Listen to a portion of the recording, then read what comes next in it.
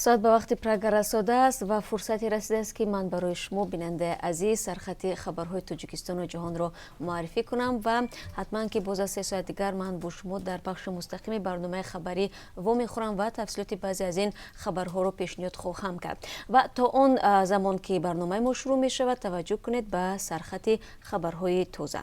Шавкат Мирзиёев боз ба Тоҷикистон меояд бо сафари расмӣ. Президенти Ӯзбекистон дар нишасти раҳбарони ҷумҳурии кишварҳои узви созмони иттиҳоди давлатҳои мустақил ки рӯзҳои 27 ва 28 сентябр дар Душанбе доир мешавад ширкат мекунад.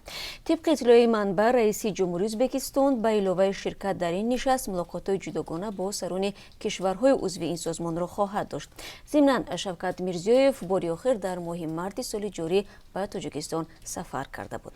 Хадамоти зиддинисории Тоҷикистон нархномаи нави симкортҳоро қабул кард ва аммо гуфт ки чунин пешниҳод ба онҳо аз сӯи 4 ширкати мобилӣ ворид шудааст.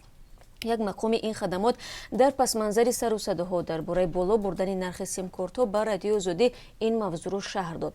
Ин мақомдор бори дигар чунин амрро ба хотири амният зарур донист ва мегӯяд ки аз соли 2009 ба ин тараф ба мардум 40 миллион симкорт фурӯхта шудааст.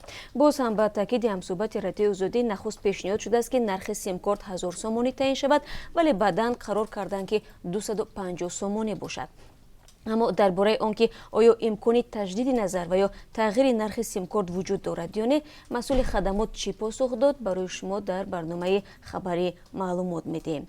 Маош кам, вале талабгор зиёд ва ё сирри маҳобияти оҷонсии зидди фасод миёни довталабони кордар чист?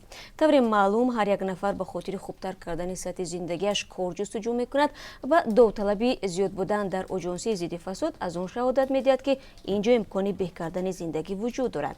Зиндагии кормандони ниҳоди номбурда аз зиндагии маъмулӣ дар кишвар фарқ мекунад. Аксари онҳо мошину хонаҳои гаронбаҳо доранд. Инам дар ҳолест ки маош барои мансабҳои холӣ аз 600 то ками бештар аз 800 сомониро ташкил медиҳад. ҳамроҳ бо шумо дар як гузорише ба таҳлили ин мавзӯъ мепардозем ва ҳам назари сокинонро мешунавем ки аз нигоҳи онҳо барои зиндагии миёнаҳолона дар Душанбе моҳи чанд сомонӣ лозим аст. Дар Молдова ҳазорҳо нафар бо раҳпаймоӣ дар маркази Кишинёв талаб карданд ки ба фасодкорӣ ва идораи ғайримуассири давлатдорӣ хотима дода шавад. Раҳпаймоиро мухолифин ташкил карданд. Ин эътирозҳо рӯзи 27 август ҳангоми таҷдили истиқлоли Молдова низ идома кард. қаҳру ғазаби мухолифин аз он сабаб афзоиш ёфтааст ки ахиран мақомот пирӯзии номзади мухолифини ҳукумат дар интихоботи мери шаҳри Кишинёв, пойтахти Молдоваро бекор карданд. Чунучарои ин мавзӯъ дар барномаи хабарӣ пешниҳоди шумо бинандаи азиз хоҳад шуд. Сокинони деҳаи муҳоҷирободи ноҳияи Фархор беш аз як ҳафта мешавад навбатпоӣ ташкил карданд. Ин навбатпоӣ ба хотири он будааст ки шахси номаълуми шабҳо ба хонаҳояшон ворид шудаву онҳоро тарсонидааст. Бархе аз сокинон нақл карданд ки нафаре бо либоси сиёҳ даҳону бинии ӯро дошта пас он фирор мекунад.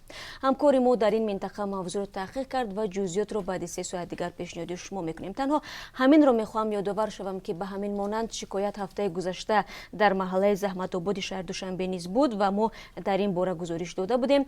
Фарқият дар он аст ки дар Душанбе шахси ниқобпӯш ба хонаҳо ворид нашуда аз як бом ба боми дигар меҷаҳид. Ҳарчанд мақомоти пулис гуфта буданд ки бо вуҷуди чунин навбатпоии шабона онҳо ин нафари ниқобпӯшро мушоҳида накарданд ва шумо бинандаи азиз метавонед ин гузоришро дар Озоди видео канали махсуси Радиои Озодӣ тамошо кунед ки аллакай даҳо ҳазор нафар онро диданд ва ба истилоҳ лайк ҳам гузоштанд. Хуб бинандаи азиз, тавре ҳам шумо медонед хабарҳои мо бештар аз ин аст, чунки тавре шумо бозам хабар доред ҳамкорони мо дар манотиқи мухталифи кишвар фаъолият мекунанд ва талош мекунанд ки тозатарин хабарҳоро то шурӯъи барномаи хабарӣ дастраси мо кунанд ва ҳатман аз шумо ҳам интизороти мо зиёд аст. Бинандаи азиз, агар шумо низ хабару аксе доред ва ё наворе доред ки мехоҳед дигарон низ он навори ҷолибро бубинанд, пас бо Радиои Озодӣ онро дар миён бигузоред. Хеле роҳат ва осон метавонед бо мо тамос бигиред. Ба Вайбер, WhatsApp ва имои мо муроҷиат кунед ки рақами он дар сомонаи www.ozodi.org гузошта шудааст ва албатта тамошои наворҳои ҷолибро дар Озоди видео фаромӯш накунед ва ҳамчунин навиштани назарҳои худро ва додани саволҳое ки барои шумо муҳим аст ва мехоҳед ҷавоби онро бидонед, чун мо талош мекунем дар пахши баъдии мустақим ҳатман ба саволҳои бепоёни шумо посухи худро бигӯем. Бори дигар барои ҳамроҳӣ ташаккур. Шалои Гулхоҷа будам ва баъд аз 3 соат дигар шуморо дар пахши мустақим منتظر میشم.